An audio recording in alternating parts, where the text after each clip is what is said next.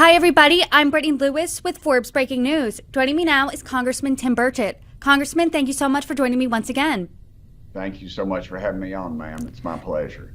You've had a busy week. Earlier this week, just a few days ago, you joined 18 other Republicans in voting against a procedural measure to renew Section 702 of the Foreign Intelligence Surveillance Act. So can you walk us through your decision here? Yes, ma'am. As you know, FISA has been used to spy on American citizens in 2021 over 278,000 times. I mean, I've just heard on the House floor, I think somebody said something about they used it to spy on families, that somebody possibly was having an affair with a FBI agent's spouse or something crazy like that. I mean, this thing is just overrun with abuse, and it's wrong. So what we did was we took down the rule, which was a procedural move that would just stop the vote on it, stop us from being able to pass it, because they were not allowing any amendments. And one of the most egregious things is that you're not required a search warrant. And so, and as I was lobbied, I think illegally, by a member of the State Department on this bill, they told me, I said, well, what about the part about the search warrants? And they said, well, Congressman, that's problematic. Problematic. That's in the Bill of Rights. It's our constitutional right.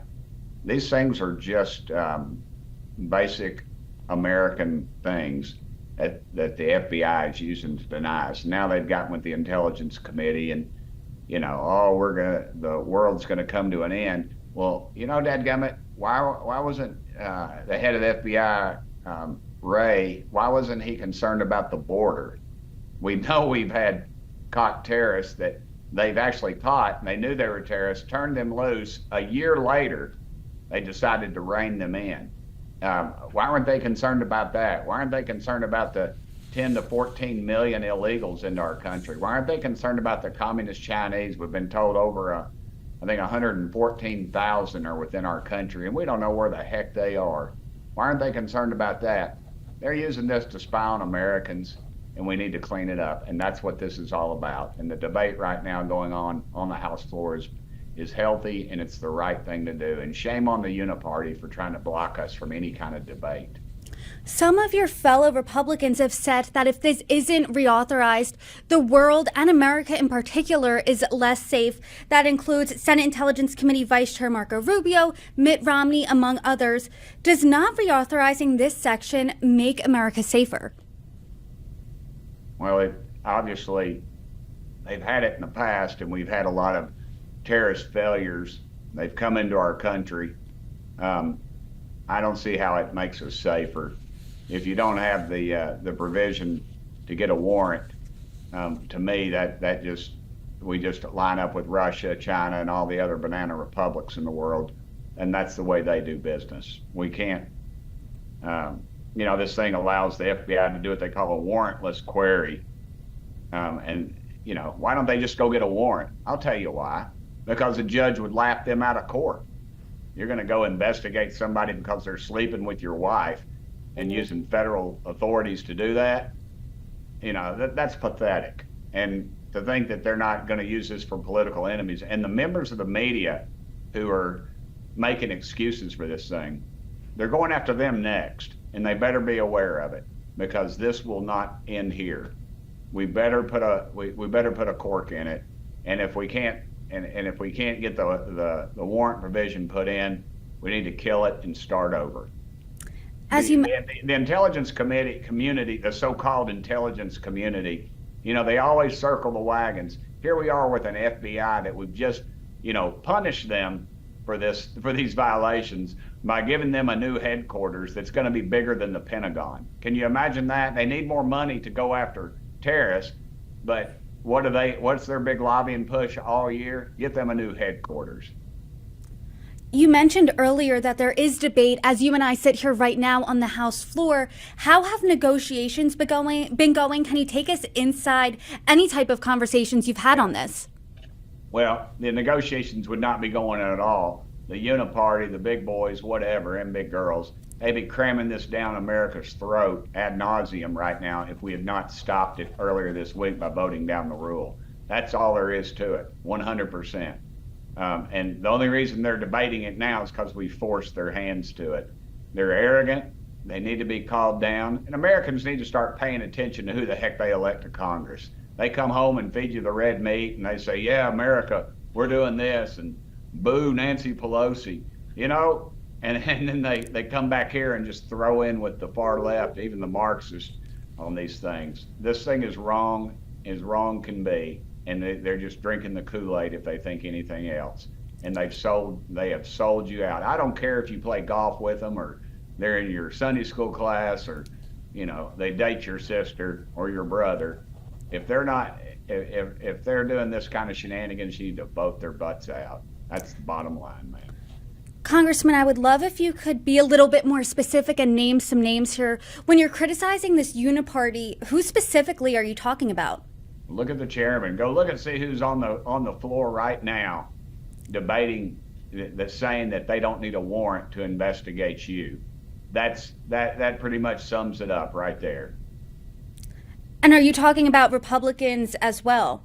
Absolutely. Both sides. Both sides. Because all they care about is staying in power, ma'am. And now they've got the intelligence community behind them. That to me has a very chilling effect on democracy and keeping good people out. That's why good people don't want to be in politics, because of these shenanigans we keep playing up here. Your vote initially broke with Speaker Mike Johnson. A, do you consider him part of this uniparty? And B, have you lost confidence in his leadership? No, he's got a one-person majority. If we kick Mike Johnson out, you might as well just hand the gavel to Hakeem Jeffries, because you've got Republicans in districts that have voted 15%, you know, plus 15 or 15% more for Biden than they did for Trump. And these are Republicans elected to Congress. So, you know, they're just hanging on by a thread. And I would dare say they'd pick off a couple of those, and the Democrats would be unified, and we would in effect lose the gavel in the House. And if we do that, you will see you think this will make today's shenanigans look like a cakewalk, because they will march all over our rights and our belief systems, and they'll have the House, the Senate, and the White House, and they'll show us what a majority does. There's another FISA vote today in the House. How are you going to vote? Can you give us any insight there? Well, if we don't get the amendment on that protects, that doesn't make them get a search warrant, I would be a no. I'm still not really sure. I'm still, they've exempted Congress from that provision, which to me is a bad thing. And I just don't know. I think we're just putting a bow tie on a pig. We probably need to gut the whole thing and start over. Again, we do these things like after 9/11 and all this stuff, and we all get riled up, and we forget about our Constitution and our Bill of Rights. And to me, we used to say in the Tennessee legislature, you go a little slower, you get there a little faster. I think we need to take some time and debate these things in the open, allow amendments on these bills, and quit with all this closed rule stuff and backroom dealings, because the American public's not being served. And I think they're aware of what's going on with this thing. I sure hope they are. I hope they're paying attention. They're not just going to don't take my word or your congressman or congress-lady's word. Read the dadgum bills. Read the information on these things, and quit sending these people up here that's going to sell you out every time. Because we're $35 trillion in debt. Our borders are wide open. And, our FBI is labeling school moms that are concerned about pornography in their classrooms as domestic terrorists. That's where we are as a nation, and we can do a whole heck of a lot better. Sir, I really appreciate this conversation, and I am curious. So you're saying your vote is conditional on if that Biggs amendment that, quote, prohibits warrantless searches of U.S. person communications in the FISA 702 database, with exceptions for imminent threats to life or bodily harm, consent searches, or known cybersecurity threat searches. If that isn't there, if that's not in the bill, you are voting no. That's correct. And I still might vote no, even if they put it in, if I find out some more stuff. It's so complex, and that we are being told so little on this, and the debate is is bringing up a lot of topics that a lot of members have found out about. I'm really concerned about a lot of it.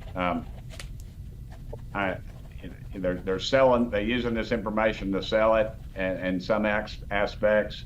There's just so many other things that are bad about this that I'm not sure if it's salvageable. But if we could get that on there, I could possibly hold my nose and vote for it. That's the Biggs amendment. I hear you're concerned. I hear how frustrated you are. I know you just said you've been told so little about this. Who do you think is to blame for that? Well, the system, because if we hadn't have brought the rule down and stopped it, we wouldn't be having this debate. It wouldn't be out. I mean, you know, I can get a 2,000-page bill and read it, but the reality is, you know, you need a room full of lawyers and you need a month of research to get to the bottom of this stuff. And that's why they do it. That's why we're $35 trillion in debt. That's why people, you know, they say, oh, I'm against all this. And then they end up passing it through.